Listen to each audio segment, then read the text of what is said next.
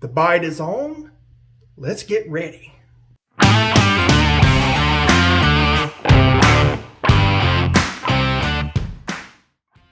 With warmer waters, the sheephead are leaving the bays, and we have a new set of fish coming in, mainly Spanish mackerel, red drum.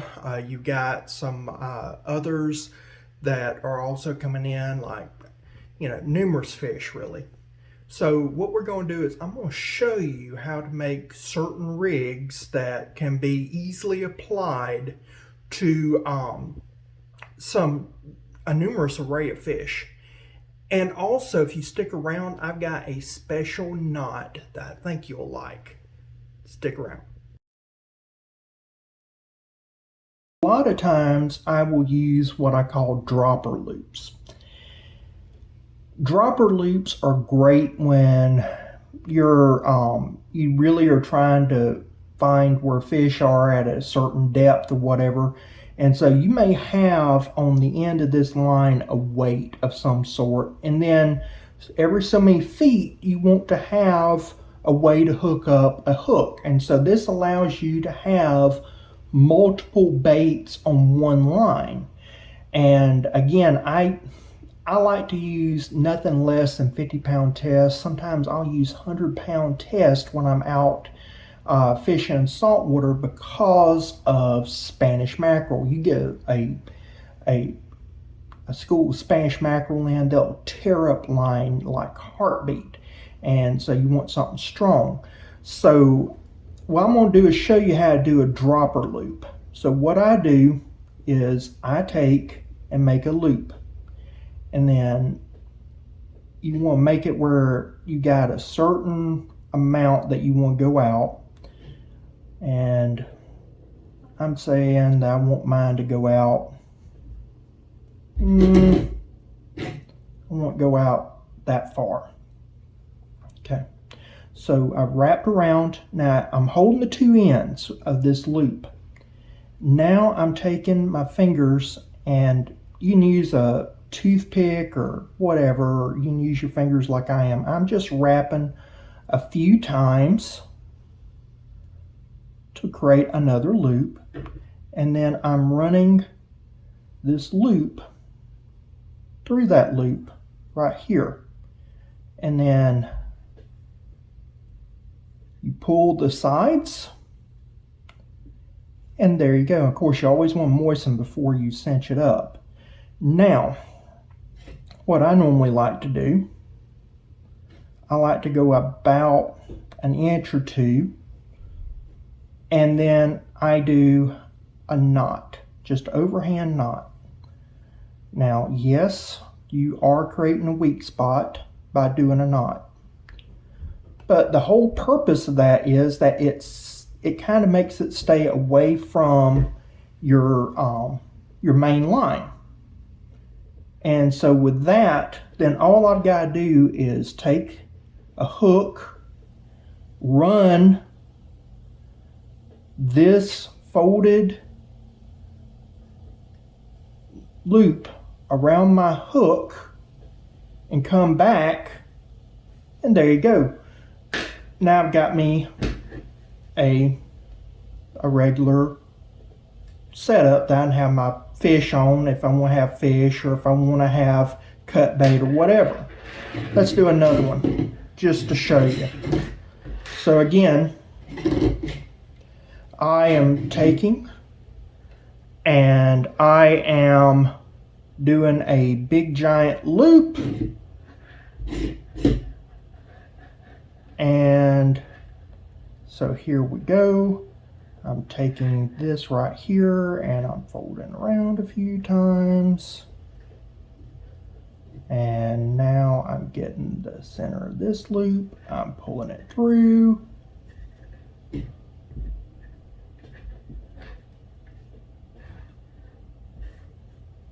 like that. Normally, I tell you the truth, I hold this with my teeth. You're not supposed to, but I do. This is when I would moisten it. Comes out this far. Now I go out about an inch or two, do my overhand knot, just simple overhand knot. Put this through. Now it's out, away. Sometimes I'll actually go out a little bit further if I'm wanting to do that. Get me another hook out, which I should have already had. I'm not prepared because I want to be prepared for a video. And take this, you take that, you run it through the eye of your hook. Ah, crud.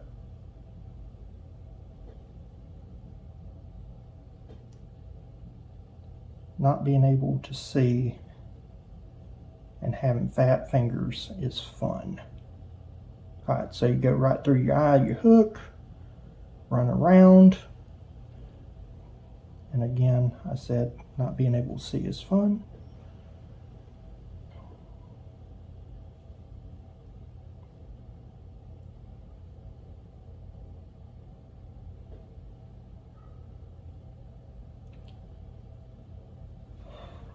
Run that around, there you go. So right there, if you had fish on that, there you go. And you can do multiple hooks on this line. Just follow your state guidelines. The next thing I want to show you is a thing called a spec rig. And spec rig can be used with any type of grubs. These are bucktail jigs. Reason why they used to be called bucktail jigs is that it was basically a lead weight with a hook, and then you had the hair from a buck's tail and you wrapped it, and so that buck tail, it's hollow, and you could take it and just kind of do like that and shake out the water and it would change the action. Now we use synthetic hairs because they're cheaper, not that they're better. The idea was that it kind of mimicked the sand flea, and it was used for pompano mostly. But when you do it as a spec rig, it looks like two little minnows or something other moving real fast, and it really causes a reaction strike with bluefish, Spanish mackerel, any type of predator used to going after fish that is fast moving. And so what I did is I cut me some line, and this right here is about, I would say it's about a yard, maybe a little bit more than a yard. And so again, fishing Gulf of Mexico, fishing anywhere that has saltwater fish that are toothy critters like Spanish mackerel. I normally use 50-pound test minimum. I know a lot of guys that they'll do lighter line, and then they can't believe that they got bit off by a Spanish because they're not from around here and they don't know what these creatures do. For the sake of YouTube, I'm using some 20-pound test Cajun line.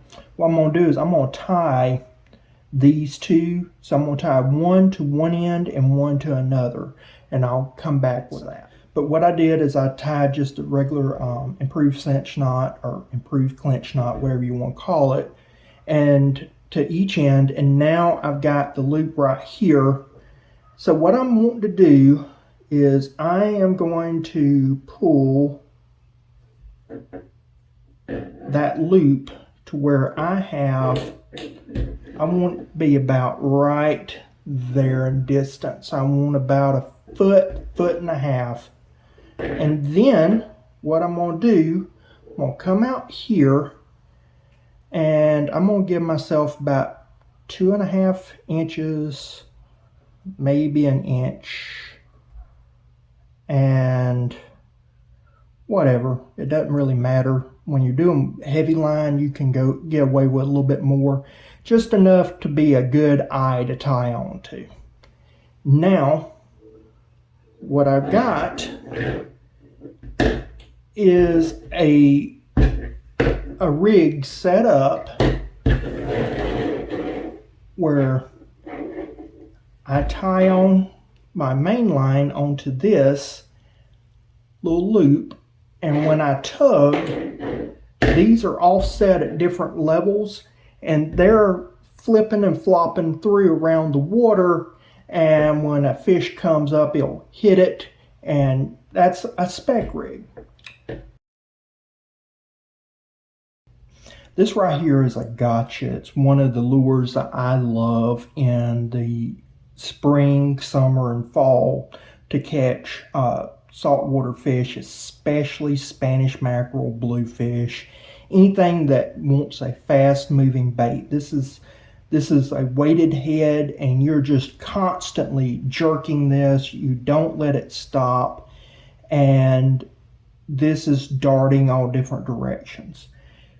The problem with these types of, or any lure really, is that the line that you use, it can be weakened by the knot. So most knots, they're rated at like 100% scale or less. And I showed in another video a snail knot, but you can't do a snail knot on this. A snail knot is near 100%, so you got to come up with something else. And the reason why most knots fail, if they're tied properly, is that the knot actually cuts into the monofilament line. And as it cuts into the monofilament line, your line is being degraded. So you think about it, in America, as well as other parts of the world, these line manufacturers, as good as a process as they have, they cannot get it totally uniform. So you're going to have, like on a 10-pound test line, you're going to have some areas that it may be, 9 pounds something other. It won't be a full 10 pounds. And then you're going to have some areas that if you pulled at it, it might be 11 pounds something. So you got these little wobbles, is what I'm saying. And if you get one of those little wobbles right there and then you cut into it with your knot, well, you might end up, especially if it's like a 80% knot, well, then you might end up on a 10-pound test line, you might end up 7 pounds, 6 pounds pull before it breaks. All right, you don't want that. And so the idea is to come up with a knot that avoids this problem. And so my solution is a double pitson. And a double pitson is unique because it has 3 tags. It starts out like a Palomar knot. So what you do is you run it through like so, and then run your line back through. And I hate monofilament line that coils up, but there we go. So what I'm going to do is I'm going to put my finger right here. Now, with that said, I'm going to wrap this a few times around here. You want as many wraps as you possibly can. These hooks grab. But you want to do as many of these hooks, or many of the wraps as you can do. Because the more wraps, the better off you are. But I'm going to do 5. Yeah, let's do 5. And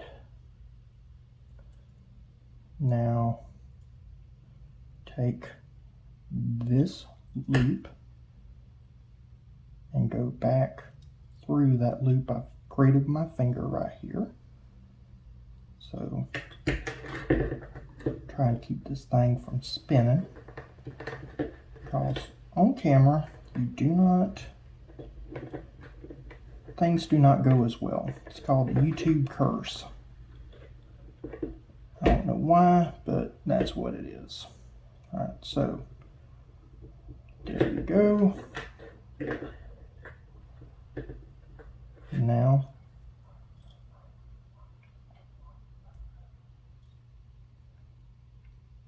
pull that down, pull this down. Now, and you always want, before you do like I just did, you always want to wet it, but I'm not going to be fishing with this. I'm just doing a demonstration. So you want to use your saliva or some water or something like that. And so now you got this loop. So this is the main line right here in my right hand. And then you got this loop and you got this other. All right. And so the double Pitson is unique in that it has 3 tags. So what I'm going to do is use my scissors that I got from Ricky, and we're going to cut right here. All right. So now you have 3 tag ends right here, and you can pull as much as you want to. This right here is a near 100, sorry about the camera like that, but this right here is as near a 100% knot as you're going to get. This will not cut into the main line. You'll have better hookups. You won't lose your fish as much. You're not. And what kills me is these anglers, you see them all the time, and they'll be doing a Palomar knot or a cinch knot or anything of that nature. They'll throw a heavy lure, and then all of a sudden lure just keeps going, and their line's flapping in the breeze. And it breaks off right at the knot. You're not going to get that because the way this knot is developed, it's not cinching up around that one area line. It's not cutting into it. So that makes this a wonderful knot, double Pitson. I highly recommend. That's just some tips that I like to use. I hope you give this video a thumbs up. I hope you like it, and hopefully very soon I'll be out on water. I'll show you me using this. If you know of any other rigs that you like to learn about or you want me to talk about, I can show them on here. If you used a Spec Rig, you used a Gotcha, you've done a double Pitson, I'd love to hear your comments about that. And with that, go ahead, subscribe if you hadn't subscribed, and I'll see you again next time. Bye.